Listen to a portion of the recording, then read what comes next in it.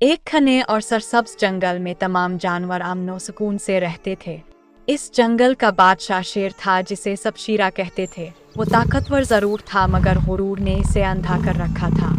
एक दिन नन्हा सा खरगोश चुनतो घबराहट में शीरा के पास आया और बोला कि जंगल में शिकारी दाखिल हो गए हैं और हर तरफ खतरा है। मगर शीरा जोर से हंसा और बोला कि मैं जंगल का बादशाह हूँ, मुझे कोई नुकसान नहीं पहुँचा सकता। दरख्तों के पीछे बंदर रूमी और हिरन मीना ये सब देख रहे थे और उनके दिल में खौफ भी था और फिक्र भी। रात हुई तो जंगल में अंधेरा फैल गया और शिकारियों के जाल बिछ गए। शीरा अपने गुरूर में टहलता हुआ आगे बढ़ा और अचानक एक मजबूत जाल में फंस गया। इसकी ढालें पूरे जंगल में गूंज उठाईं और तमाम जानवर जमा हो गए। चुनतों ने हिम्मत दिखाई और सबको साथ लेकर जाल काटना शुरू किया। बंदर ने शाखें खींची और हिरन ने जोर लगाया, यहाँ तक कि शीरा आज़ाद हो गया।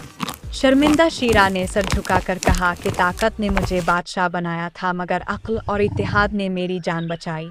इस दिन के बाद शीरा ने गुरूर छोड़ दिया और सबकी बात सुनने लगा और जंगल एक बार फिर अमन का गहवारा बन गया।